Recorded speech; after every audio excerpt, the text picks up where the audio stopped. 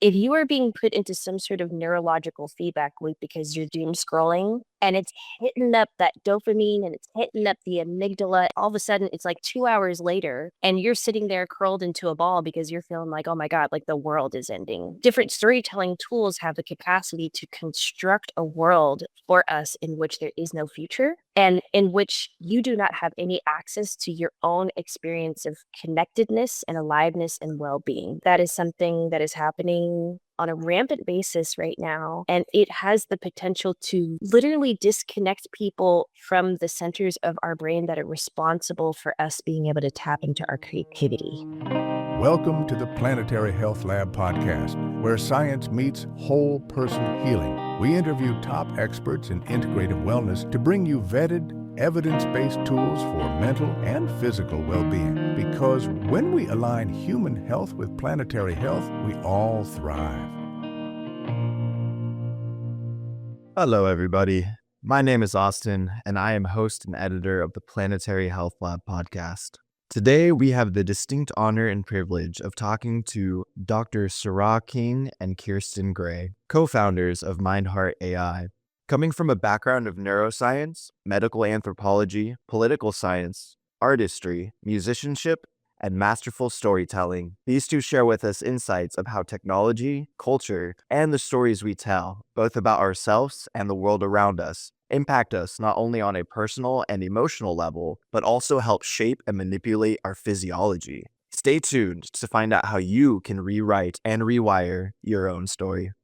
If you could each tell us a little bit about yourself and your backgrounds, and we'll go ahead and start there. Okay, I'll start.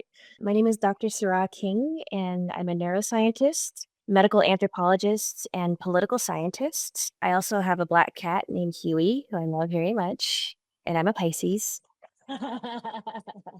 And I'm the CEO and co-founder of Mindheart AI alongside of my wonderful partner, Kierstin Gray. Hi, I'm Kierstin Gray. I'm a Leo. I am the CPO and co-founder of for Mindheart, but I come from a background of artistry. I'm a touring musician, I'm a product and a project manager, and a design strategist. Perfect. Can you define what medical anthropologist is for us and how the science of what you're studying impacts our overall health, wellness, and well-being?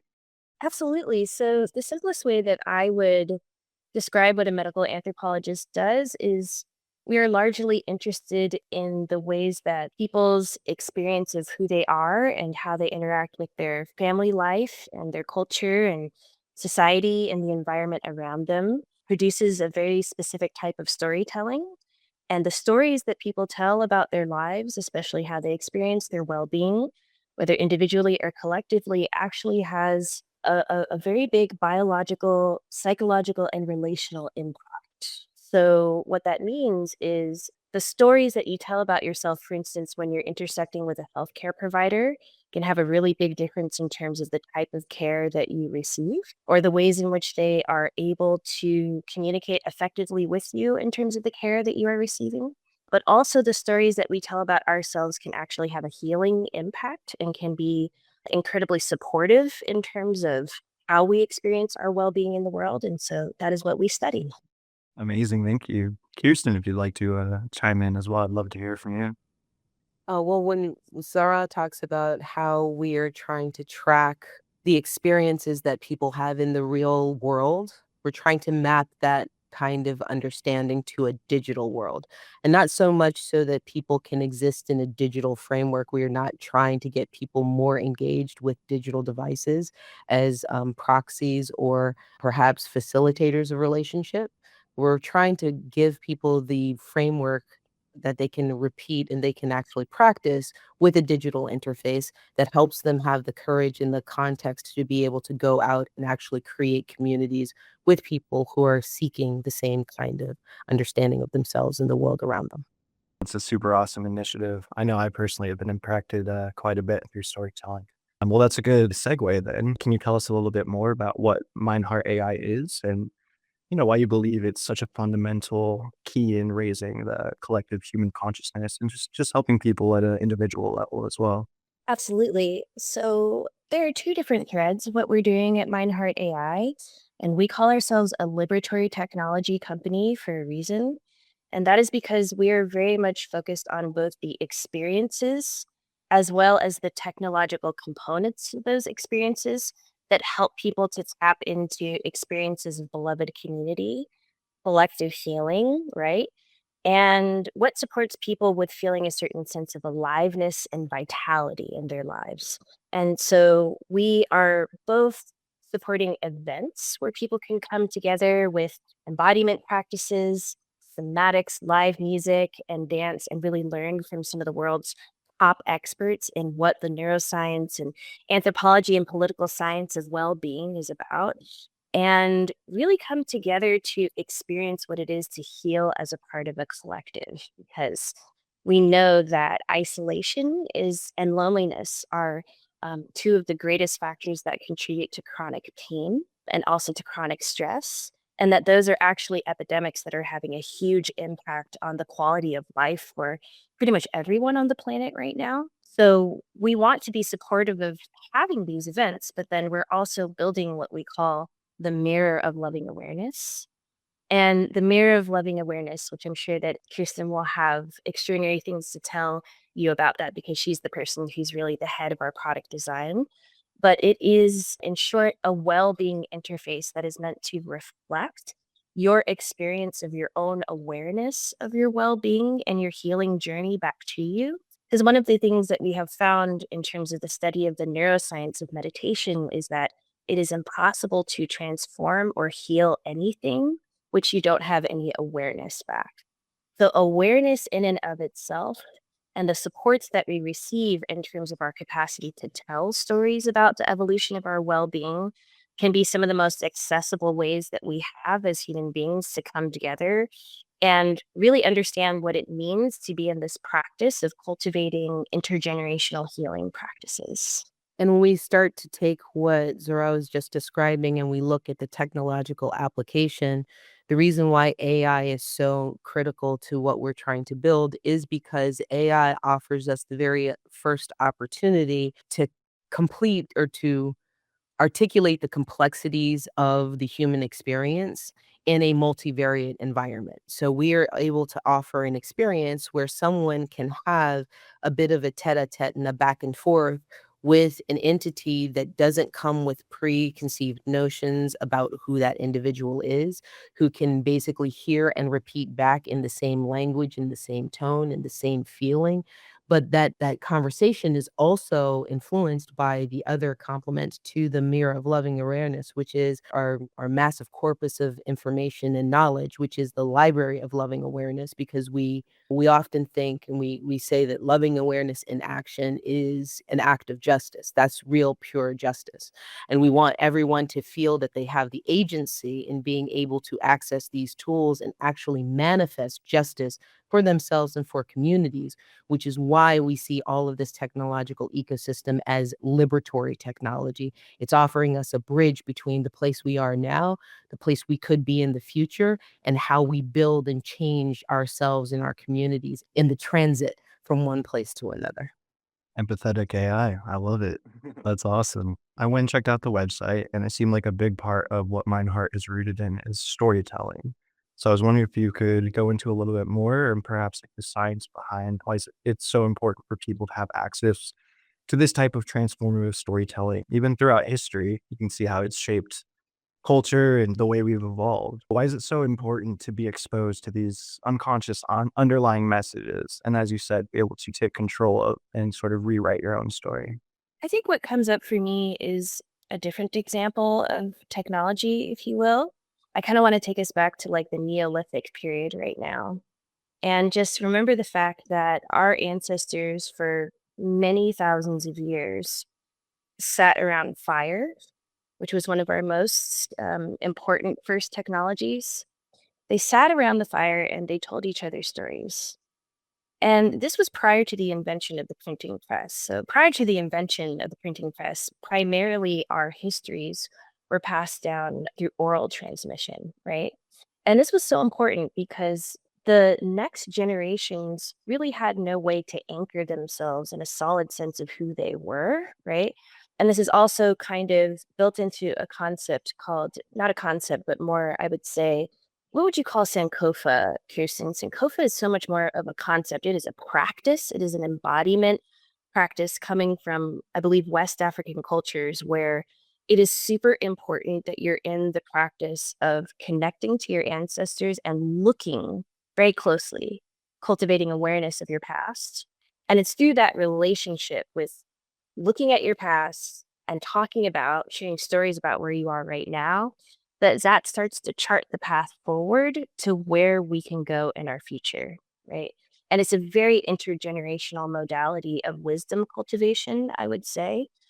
And then even when they weren't sitting around the fire, I would say that they were gathering together in caves or other spaces and they were creating art out of animal fat and pigments. Now, why were they gathering together to make that art? Because it was a part of storytelling. They really wanted to transmit to future generations what it felt like to be alive at that time and what were some of the most impactful lessons and metaphors and aspects of how they understood the relationship of being a human being, right? What it means to be alive and to exist.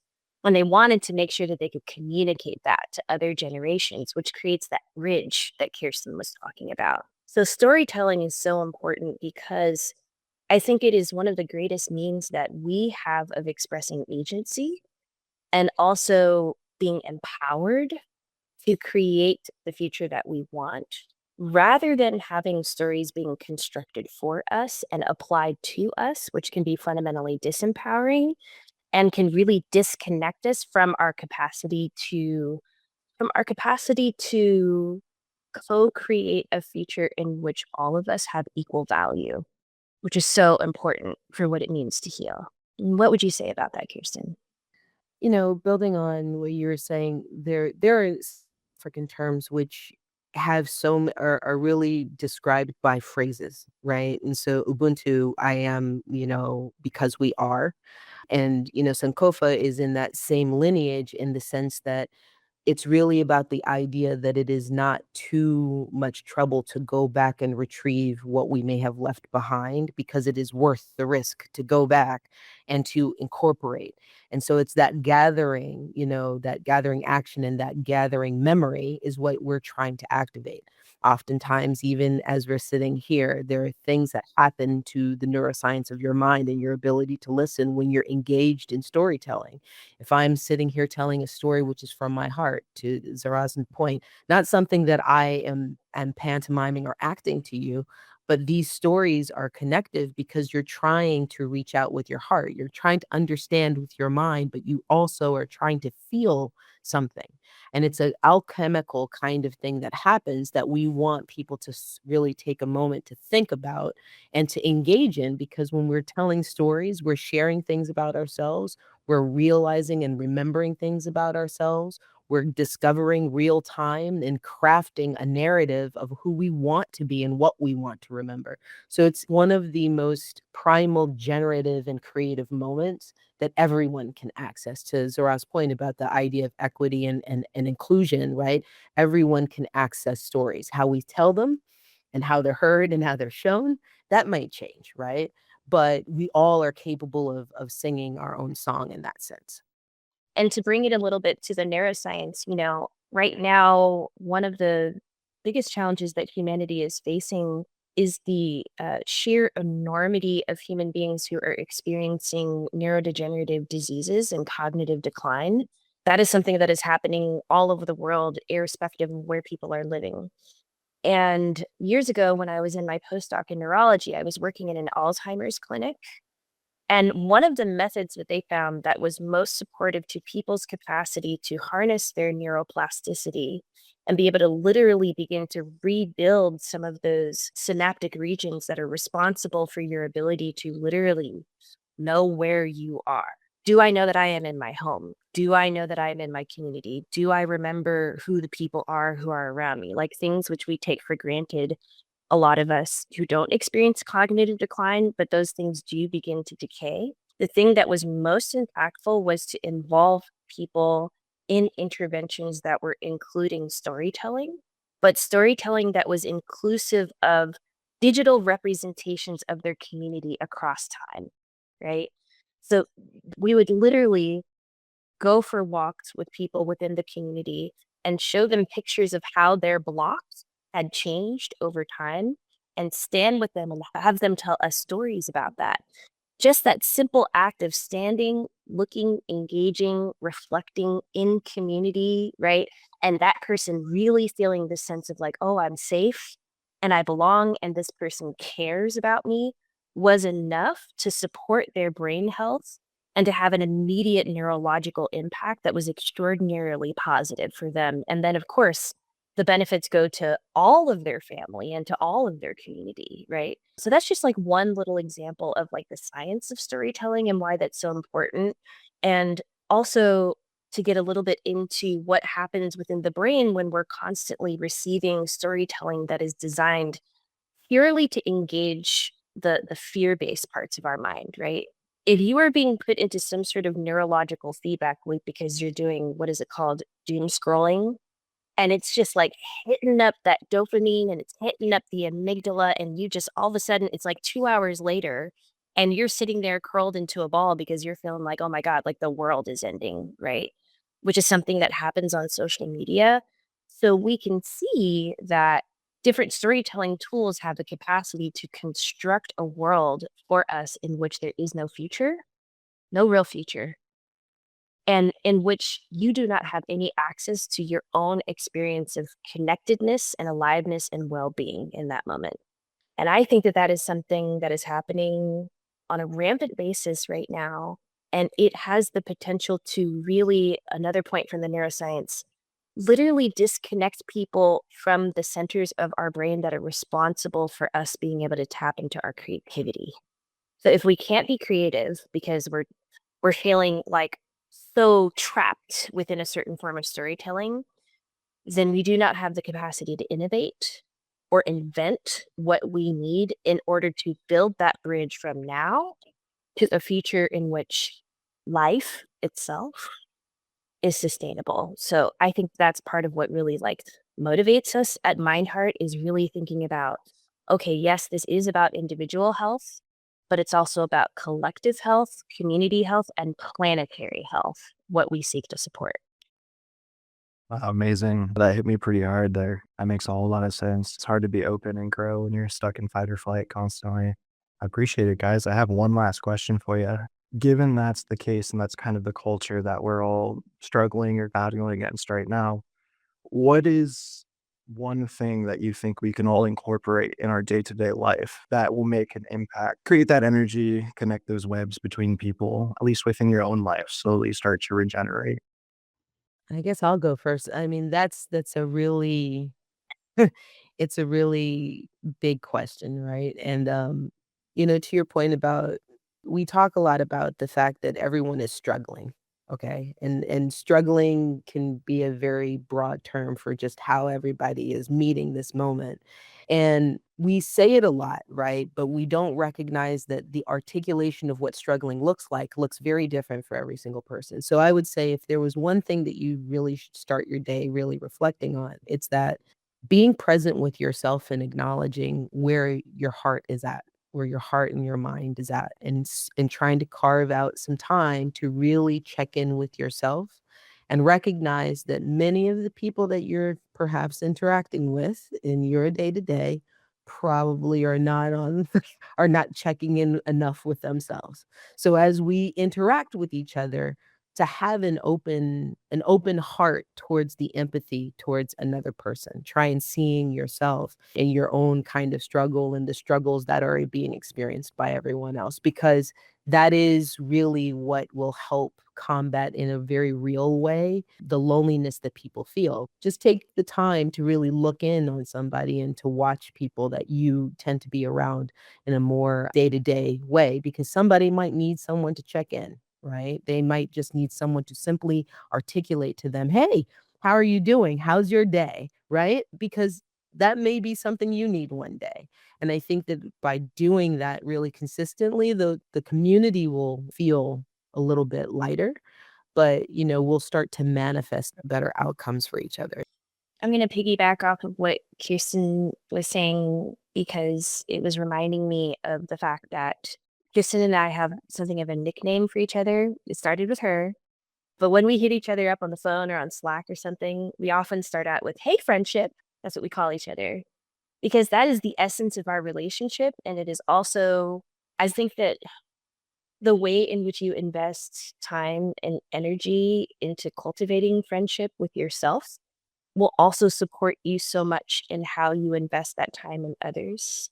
And I think that right now we live in a world that is so invested in demonizing others for their differences that we might be really losing out on what could be the greatest and most profound human resource, which is our capacity for friendship.